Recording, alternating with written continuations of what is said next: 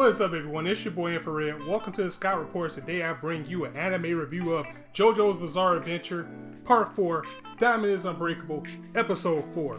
And for this series in Boku no Hero, for me to say that it was a good or a solid episode is going to be repetitive. So we already know those two series are going to be good no matter what. So on that note, let's go ahead and get down to the breakdown of this episode.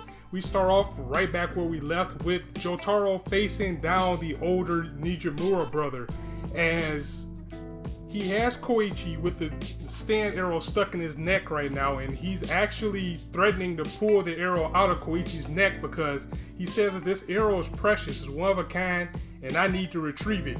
And if you remember from last episode, he said Koichi failed, so there's pretty much no point in keeping the arrow in his neck right now. He might as well take it out and be done with him. Jotaro begins to rush in to save his friend, but he notices that the older Nijimura brother is in the shadows for some reason. As Josuke is getting ready to run in to save his friend, Okuyasu comes in from outside screaming to try to stop Josuke from getting to his friend and to his older brother. And as he runs in, we see something come from the shadows and hit Nijimura right in the face. It looks like it just made his face into a damn pincushion as he just got shot by a whole bunch of what appears to be needles came out from the sky.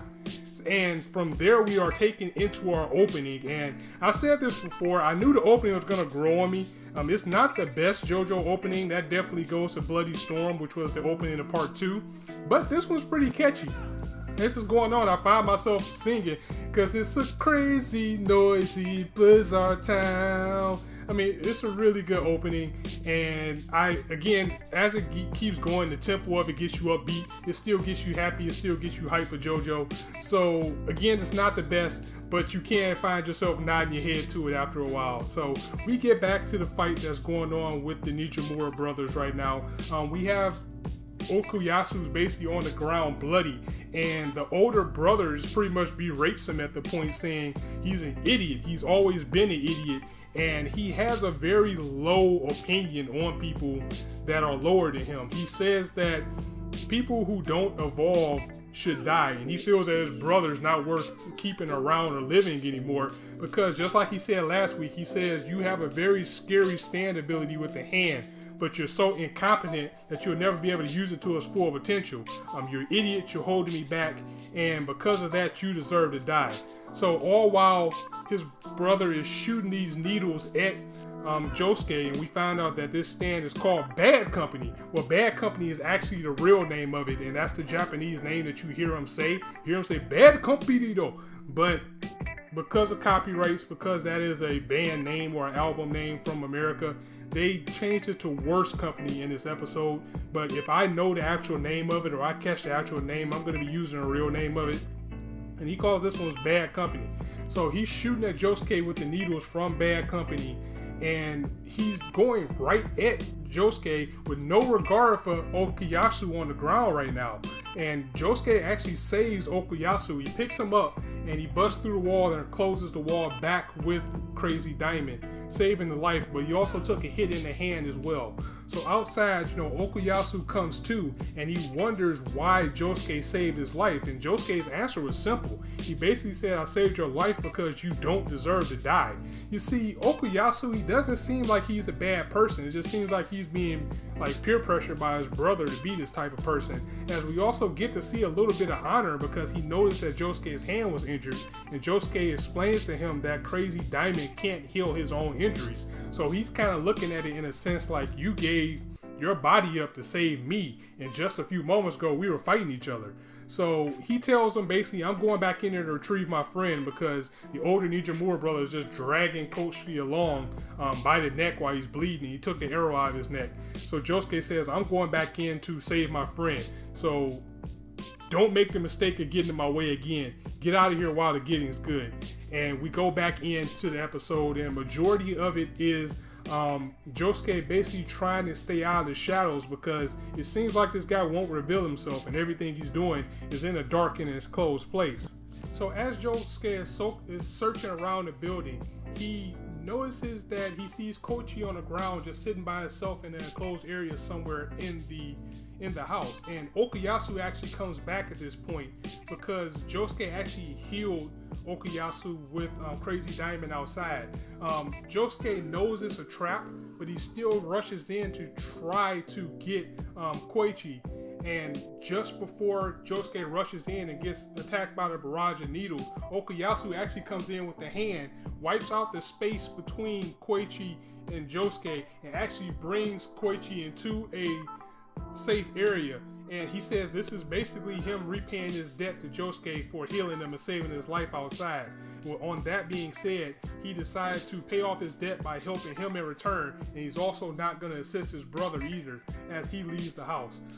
So now that Koichi's in a safe position, he uses Crazy Diamond to heal him as well, and he's staking out the area, and he pulls out a lighter because it's so dark, and he can see some little small figures or something that he can't really make out. All he can see is that it's really small. He sees that going around the house, and while this was going on, he was actually able to see that Bad Company is actually comprised of a whole bunch of little army men. I mean, little toy soldiers. And that is basically what the stand is, and the other Nijimura Brother's ability is that he can control these little toy soldiers. Also, to Josuke's surprise, it seems like the stand arrow worked because Koichi can now see these little stands as well. So, you know, if you can see a stand, that means that you're a stand user too. So it's pretty interesting because he must have survived, or maybe he had a stand all along, because he always did feel that something was going on in the town. But this verifies that he is a stand user, and of course it's kind of obvious from the opening when everybody's posing with their stand next to him. He poses, but we don't see anything next to him yet. So it pretty much confirms that he's a stand user as well. And whenever you got friends in these types of series, they're always going to be stand users. But anyway, with that being said, we do find out what Bad Company is, which is a whole bunch of little toy soldiers that are being controlled by the older Nijimura brother. And they are small, however, their ability still has devastating effects. So even getting shot down or pinned down by one of these little soldiers who are shooting in barrages is still taking full effect, as these things even take the form of tanks and helicopters. He has a whole army at his disposal, and he says this is the ultimate defense for him because these things will do whatever they can to make sure he's protected. Now, the defense system has been broken a little bit because Josuke was able to damage a few of them with Crazy Diamond, but for the most part, he's still able to control them and form some type of plan to stop Josuke with this ability. Now that the Nijimura brother has been revealed and his stand ability is now out in the open, he goes back to his initial plan by trying to get Koichi to actually reveal his stand ability, as the whole reason he has the arrow is to try to find a stand user with a certain ability that he's looking for. Remember, Jotaro said last week that he is in fear that someone will get the ability to be even stronger or worse than Dio. And I have a feeling this is what the Nijimura brother is trying to do. So he's trying to get Koichi to reveal his stand, but this is the first time he's even heard of stands or know what they are, so he doesn't know what to do. Josuke tells him that in order to get your stand to manifest, you just have to want to protect yourself, and you have to want to kick ass with it, as your stand is basically an extension of your personality. So by doing that, you will be able to bring it out. The Nijimura brother gets impatient with waiting, and he sends a damn goon at Koichi, stabbing him in the neck with a knife, which sends him into a rampage of fear, and then that causes his stand ability to wake up, and his stand is a damn egg. Really? I mean, even the Nijimura brothers getting a laugh out of this, as I am too, because what the hell is that egg gonna do? It's really pointless, but I'm pretty sure nothing gets for no point in this series. So yeah, his stand may be worth something one day, but this episode isn't today, as Josuke pretty much knocks him out of the way to get him out of harm's way at this point, and the Nijimura brother goes into a little bit of bad guy dialogue by recognizing that Crazy Diamond only has limited range, but he says that Koichi's ability, if he knows how to use it, may be what he needs to bridge the gap between the two. Now, something that I've always commended about JoJo's Bizarre Adventure Part 4, for what I've read in the manga, is that the plays, the chessboard strategies in this series is so real.